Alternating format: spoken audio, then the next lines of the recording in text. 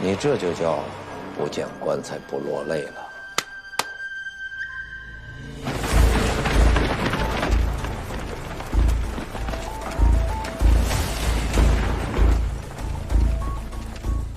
将军别忘了，节度使刚刚下令，令季娘子染指使红丝，织造贡锦。怀璧其罪。季娘子身怀绝技，被人觊觎，全家殒命。老夫痛惜，但爱莫能助。杨警官，我不想听废话，所以想好了再回答我。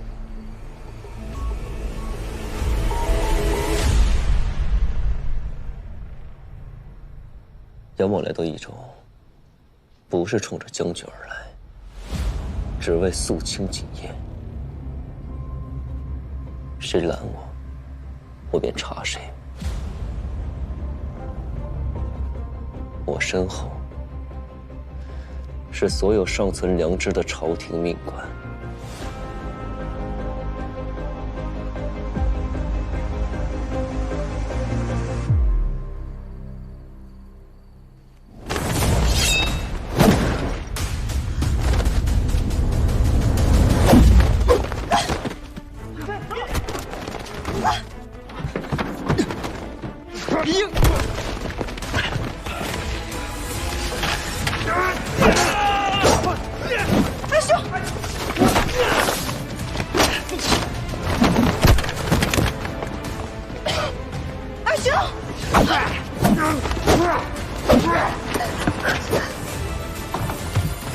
将军，混账！谁让你们真动手的？还嫌节度使对我关注不够吗？不是我们的人。什么？是我。高大侠。是杨三郎让我来的，请季娘子配合我演一出戏。你只管做戏，我定会配合。丧葬室的人到了，我得走了。哎，等一下，既然是做戏，就做得真一点。别想伤害我阿妹！阿兄，里面的人听着，丧葬室在此。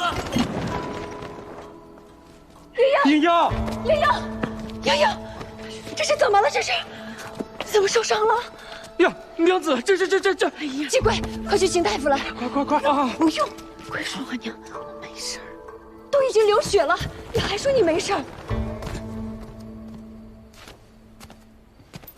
你这是刺破了一些，你找个可靠的医师保守的严重些就行。快把门打开！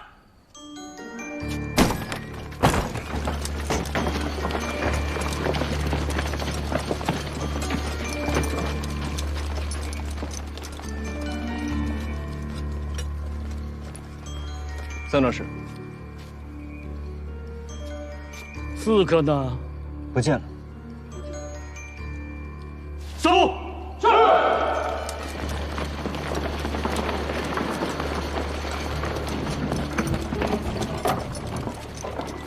啊！苍堂使搜到一块令牌。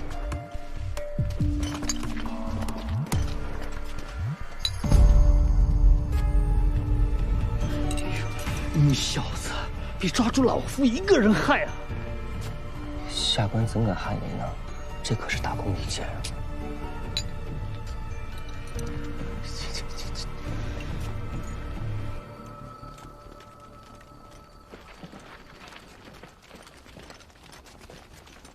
尤将军、张刺史，有劳二位，是下官失职。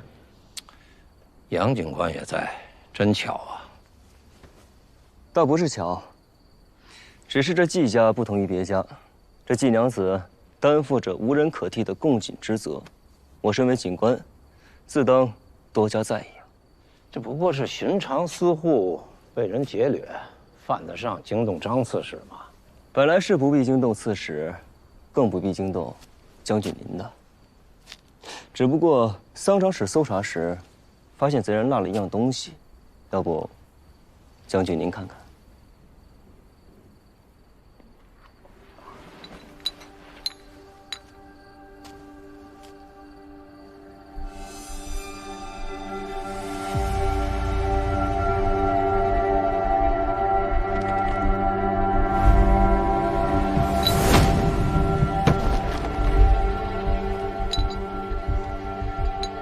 本将的令牌。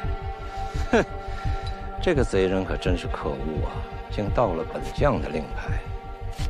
好啊，那桑长史，你的意思是，本将要杀季娘子了？下官不敢。只是这令牌，这令牌定是有人故意陷害将军的。牛将军与我刚刚一直在酒楼宴饮，下官可以证明，此事绝非牛将军所为。况且，若真要行凶，为免暴露，也绝不会带有任何能够证明自己身份的东西。所以，下官认为此事定是有人刻意栽赃陷害。即使如此，杨警官又何必讨扰将军呢？刺史容禀，杨警官也是为了将军的名声着想。想必刺史也知道，将军爱女嫁的是我曾经的良人，我又染出了蜀红丝，把将军贤婿染得赵红丝，逼得原形毕露。在外人看来，将军恨我，想要杀我，实在是合情合理。这才给了歹人可乘之机，借题发挥。若是此事放之不管，听之任之，只怕屡禁不止，于将军有害而无益。季娘子推断的甚是有道理。不过，本将行得正，坐得端，不惧人言。她若是个寻常女子也就罢了，如今制造贡锦可少不了她。要是人就这么没了，贡锦织不成，还牵扯到一位主将。朝堂之上，若派人查下来，将军是行得正，坐得端，只是不知这益州城又有多少人经得起查呢？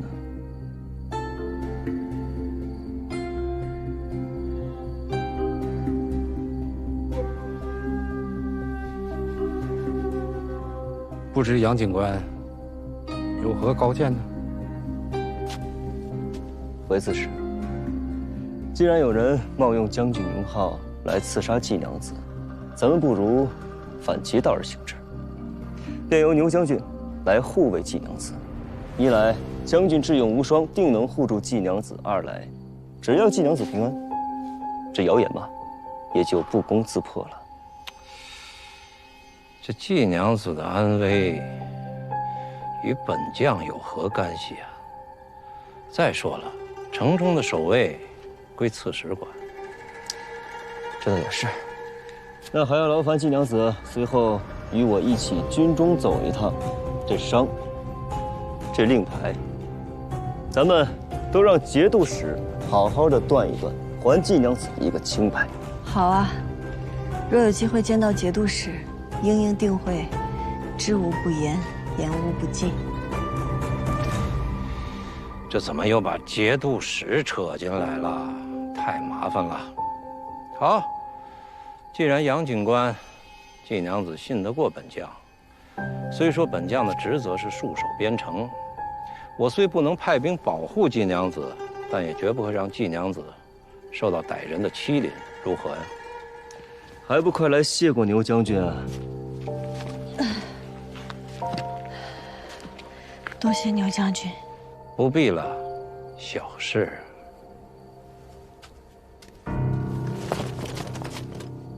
有劳了。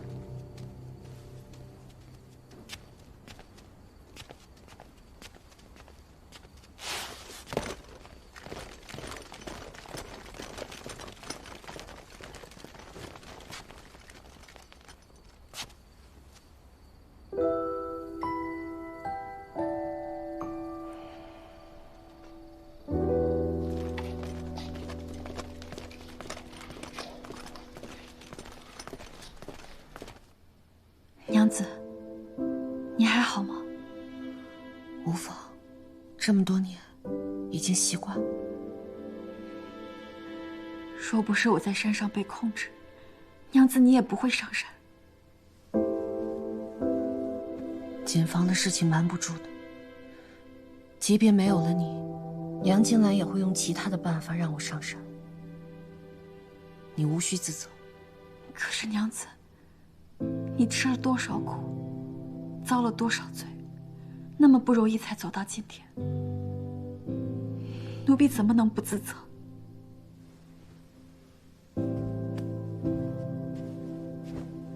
可若是没有你，又是谁帮我撑到今天？娘子救下奴婢的那天，奴婢就答应娘子，奴婢不是牛府的奴婢，是牛五娘子一个人的奴婢。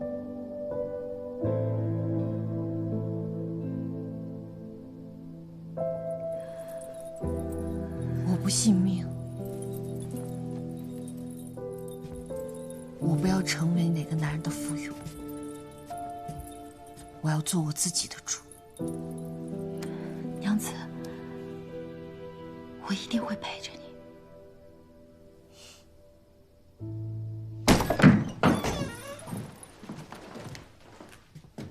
你来做什么？你答应过我，只要我不靠近他，你就能护他无虞。可是他今天差点死在山里。他死了吗？他不仅没死，还拿到了节度使谕令这张免死金牌。接下来，你们还要一起织染贡锦。这么看来，你应该感谢我才对。出尔反尔，颠倒是非，你这样做买卖是做不成的。夫君怕是忘了，做不做这笔买卖，如何做这笔买卖，向来都是我说了算。你刚刚哭过？山上风沙大，迷了眼睛而已。是风沙迷眼，还是满盘皆输啊？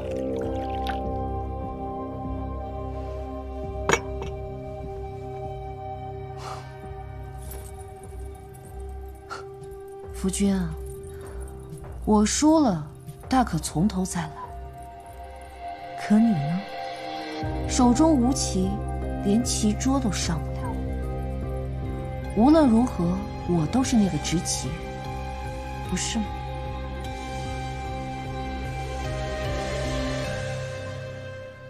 杨警官找借口拦着阿兄和阿娘，可是有什么要跟我说？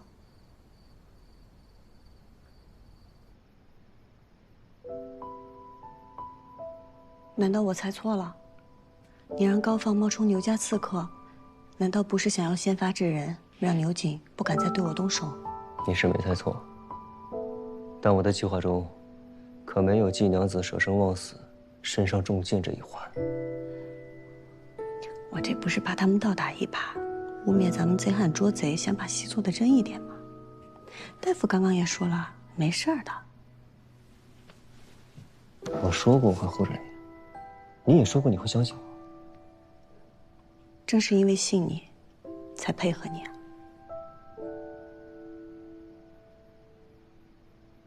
郭奎，回去，怎么又跑出来了？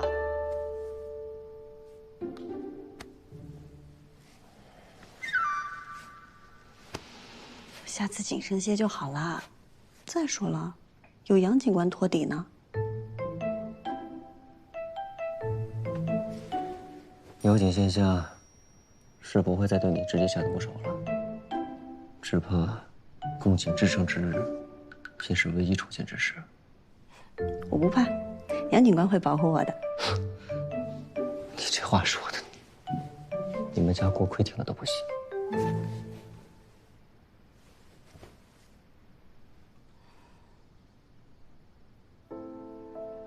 牛景今日也算是投鼠忌器了吧？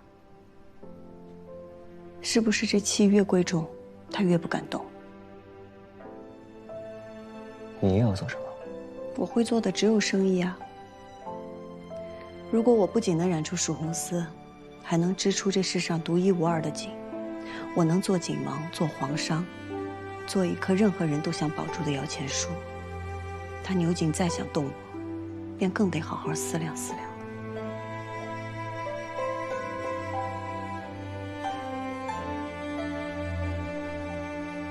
等我一下。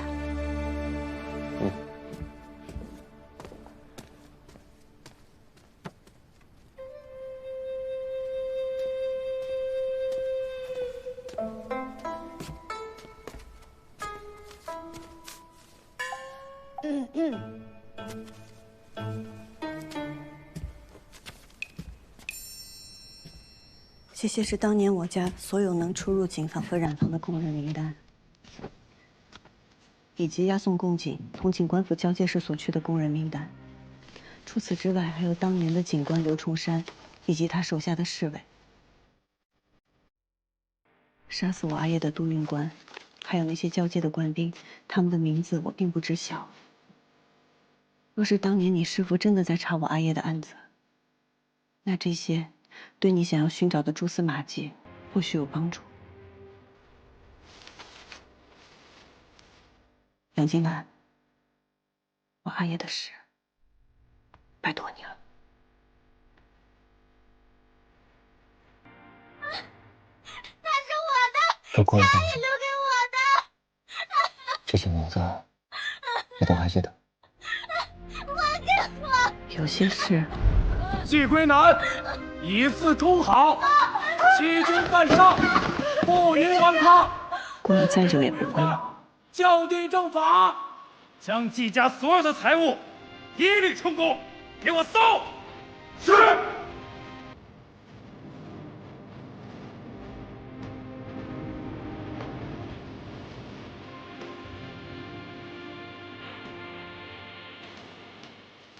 夫人，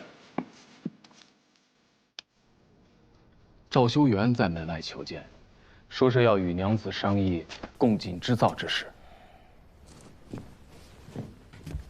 回去。坐下。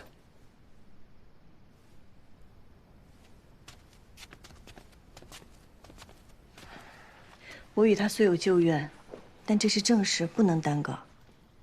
杨警官，我女儿身受重伤，供给织造定要急在这2日吗？不急，自然不急。不仅日子不急，也无需季娘子出面。供给织造只需季娘子按照赵景王提交的所需蜀红丝数目染之后，交到警官府，再由警官府核验后交予赵景王。季娘子，你就在这儿好好养伤，哪儿都不准去。我去跟他说清楚。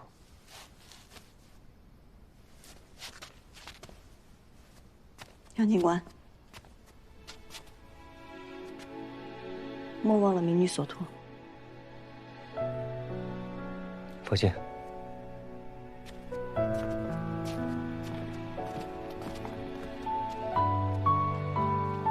阿娘，先好好养伤吧，其他的改日再说。我会告知飞花会，说你我感风寒，在家中休养，让他们安心染丝，不必担忧。走吧，回去休息。休息。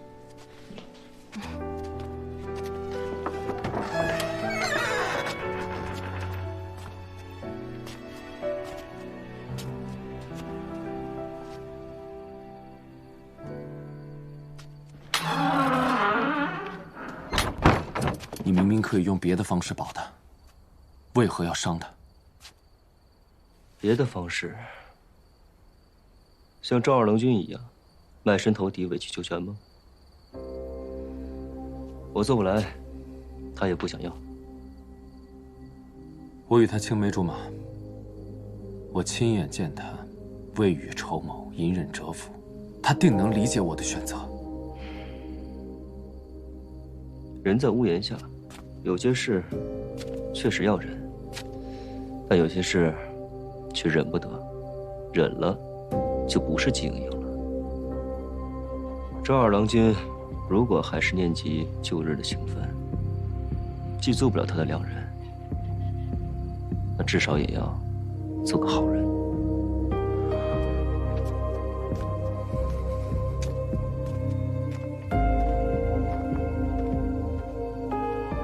我输了，大可从头再来。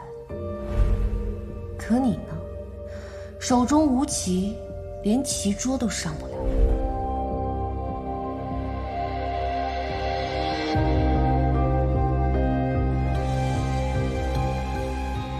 郎确实糊涂。若是不用贾曙红，我赵家是赢得堂堂正正了。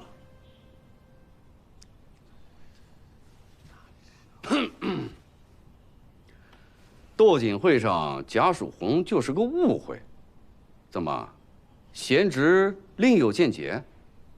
要不要随我一同去找一下牛将军，说道说道？好，便是不提曙红寺，还有山上那事儿，别人不敢指摘牛家，便是说我们赵家干的这缺德事儿。牛家五娘子这煞气，加上我这糊涂的二弟，这往后不知道要给赵家带来多少麻烦啊！想当初老太爷呀，一门心思想攀牛将军这门亲家，如今这亲家是攀上了，怎会想到那牛五娘子并非良配呢？想来老太爷这心里也不好受。你们是怪我治家不力吗？孙儿不敢，儿媳不敢。二郎呢？二郎昨日去都督府拜会了。是啊，牛五娘子毕竟还是牛副都督的女儿呀，咱家礼不能废。我赵家既得了锦王，那接下来就要联合众锦户，协力完成贡锦。以后这些事就不劳祖父操心了。二郎回来了，牛将军怎么说？牛将军说，祖父年迈，锦王家的事，以后就交给我来料理。什么？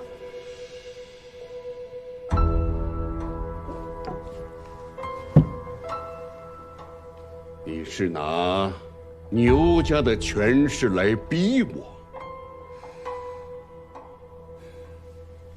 牛将军让二郎当家主，想必也是体贴老太爷年事已高，该享清福了。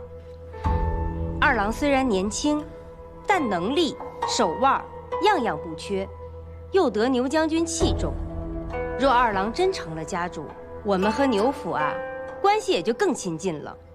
外面的闲言碎语，我看谁还敢乱传？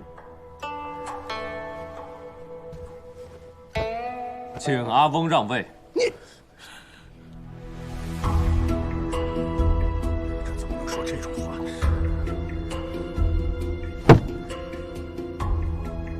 当年我祖父持家50载，我阿爷在他身边学了30载才长家。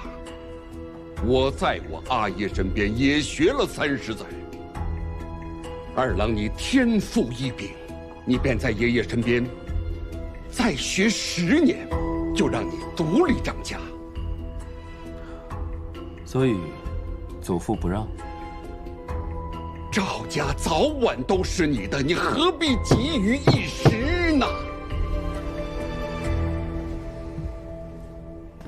那就休怪孙儿无礼了。赵平，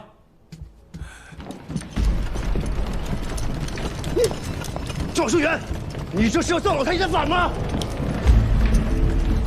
二郎，你这是干什么呀？岳丈大人说了，怕我继位不顺，所以借了一些人手撑场面。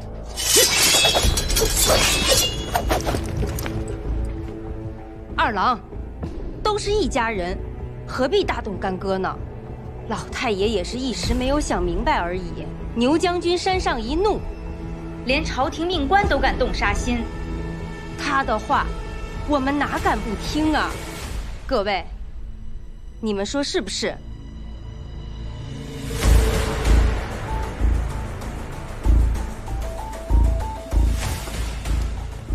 阿爷，退位是小，但是惹恼牛将军，那事儿可就大了。您还是退吧。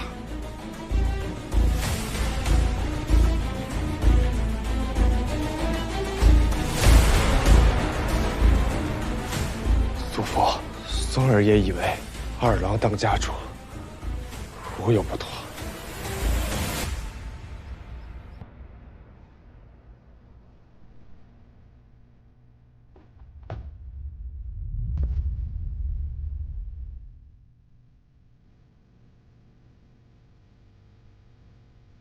赵家次孙赵修元，孙儿在。你为赵家赢得晋王有功，今将赵家家族之位传于你，振兴赵家家业之责，落于你身。孙儿领命。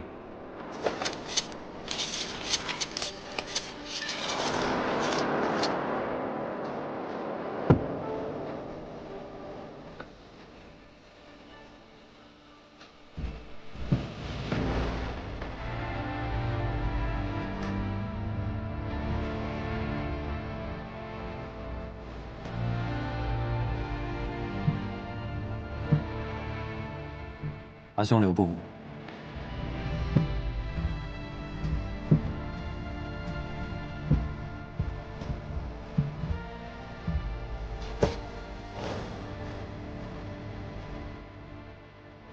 不知阿兄可否去警官府核查宫中订单？是，家主。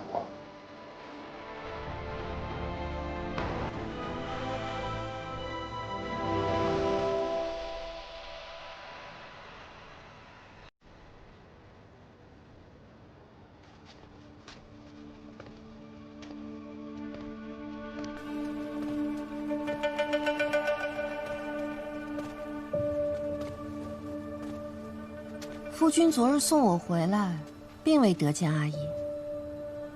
怎么阿耶今日临行前，却突然改了态度，给了你手下？我瞧着这几个人有些眼生，似乎并不是我牛家护卫。我雇人假扮的。夫君倒是坦诚。你不会拆穿我。我能走多远，你这景王夫人才能走多远。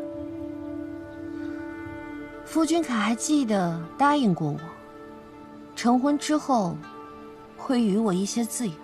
你要干什么？当然是替夫君把整个蜀锦业握在手中。我执锦多年，比夫人更懂这益州锦业。但是我却更了解人心，也更了解我阿耶。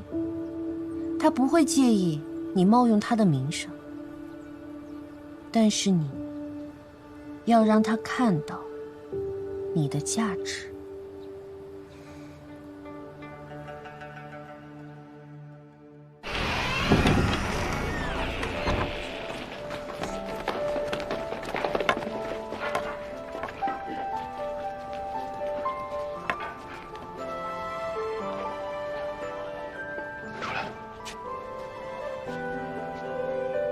自季归南死后，蜀红角色也随之消失，多年未曾重现。本官奉朝廷之命，入益州寻访，如今终于有了结果。蜀红一出，千红哭耳。当日在斗锦会上，蜀红凤凰横空出世，惊艳四座。今日，本官在此宣布，蜀红司重回色浦墙。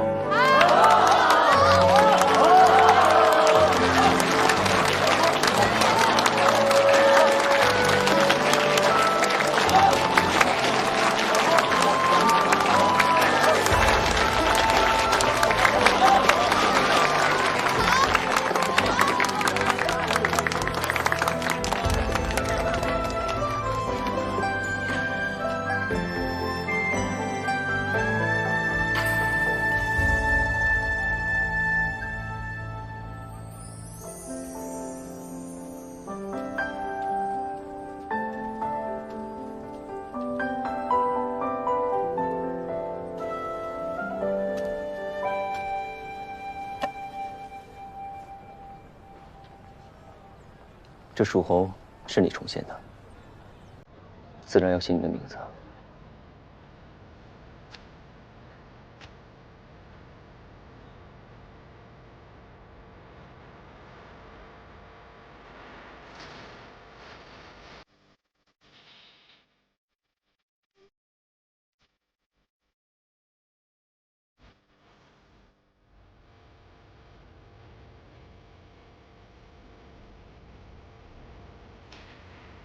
挂牌。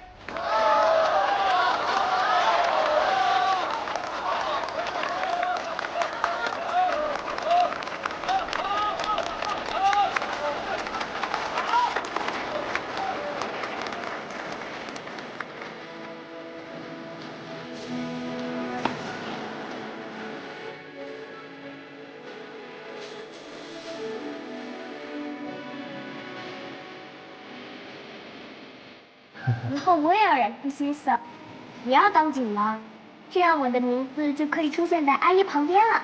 好，这就得给你留着啊！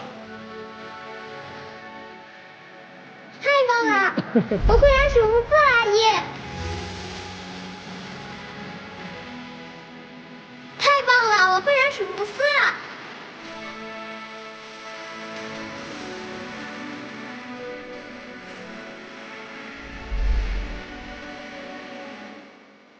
阿姨，我做到了。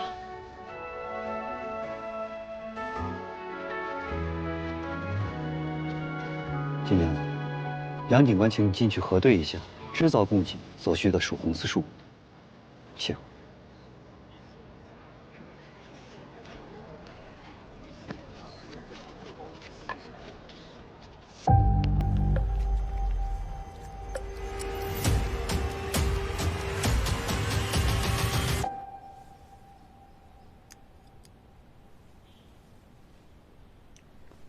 恭贺季娘子重现蜀红丝，苦尽甘来，凤凰于飞。可这是兔子哎，跟凤凰有什么关系？凤凰太难画了，我还没学会。季娘子就先将就着。你自己做的？你的伤怎么样了？我若是不好，我阿娘怎会放我出来？你特意把我喊进来，不只是为了问我这个吧？如果我说是呢？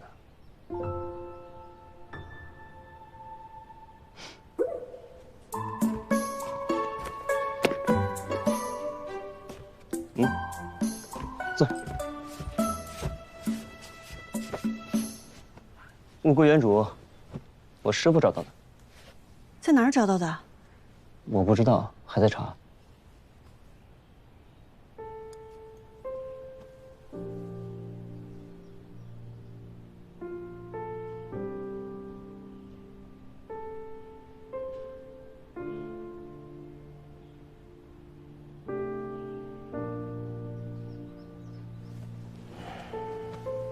我阿耶因为供颈造假而殒命，牛家在山中建黑井房是为了造假井。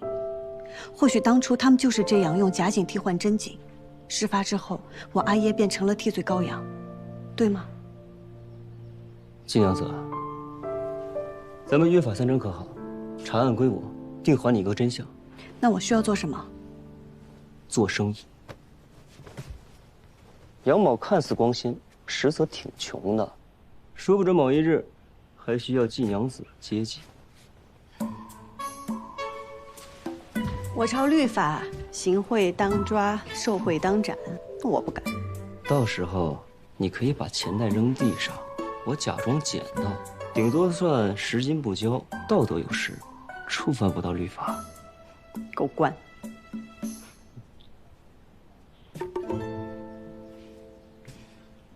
还望杨警官早日替我阿耶沉冤昭雪。到时候我出钱给你建一座生祠。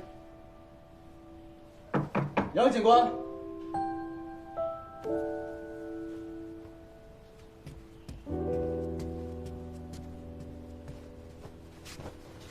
进来。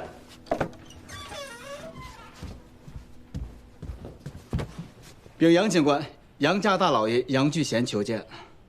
不见。杨老爷说，若您不肯相见，出去。哎，是。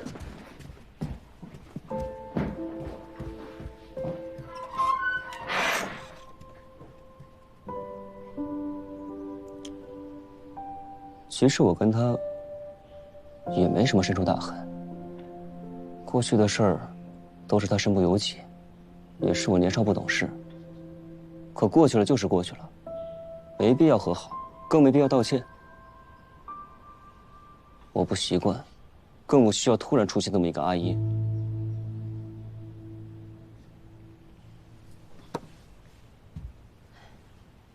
这次我阿娘也给我发了好大的脾气，一副我再不听话她就不要我了的样子。但我先是我自己，才是我阿娘的女儿。我可以照顾她，孝顺她，哪怕以命抵命。但是我却不能按照她说的那样活。若是那样，我便会面目全非，我便会不知此生我为何而来。我阿娘也会愧疚一辈子。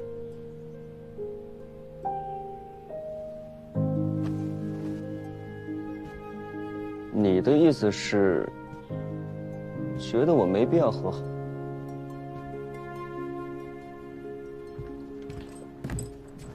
那就是与他和好？你到底要我怎么选啊？选你的心之所向，不管你怎么选，我都会站在你这边的。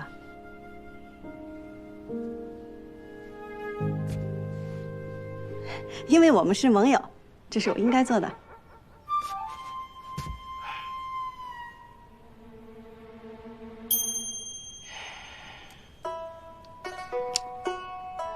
来，吃点甜的。季娘子这安慰人的法子，真是够差的。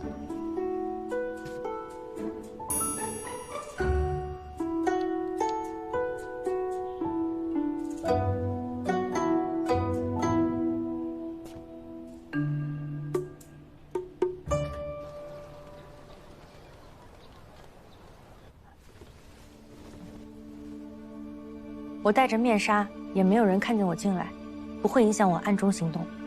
师兄，你别生气。益州各警户的基本情况我已经查清楚了，其中有3家值得关注：杨兆宇，杨家年年得景王，又在长安有人脉和名气。但是，赵家的2郎如今成为了牛景的女婿，在斗景会上力拔头筹。余家长子又英年早逝。余家现在后继无人，已经没落。师兄进城时看到的红色凤凰，属于飞花会会长季英英，她是季归南的女儿，又是蜀红景的后人。但是，她只会染丝，不会织锦。师兄想打入锦业的话，还是在这3家里选吧。打入锦业，如何打入锦业呀？是开个锦铺？还是建立一支商队啊？要是这么简单的话，为什么要我亲自来呢？中原人有句话叫“授人以鱼，不如授人以渔”。诸位，我家郎君久慕蜀锦之瑰丽，遂千里求锦。然蜀锦千样，千样千价，实不知该如何出价收购？怕价低辱没了真品，也怕价高流俗于凡品，故而想借众位蜀锦行家之慧眼，帮我们估一估价。凡送锦者，我们白府来者不拒，仅选此处，供大家品鉴。若有真品，千金愿求。大家将心目中悬于此处这蜀锦的价值写下，价值平均，便是此锦的最终价值。你这法子啊，倒是挺新奇的，可我们帮你写价能得什么好处？对呀，大家请看。上前路。刚才那个问题问得好啊！做生意嘛，无非就是买卖公平，礼尚往来。诸位，白某让你们帮忙，但绝不会让你们白帮忙。在这竹片上，一面写上你们的名字，另外一面写上价格，价格最为接近者，白某送上一片金叶子。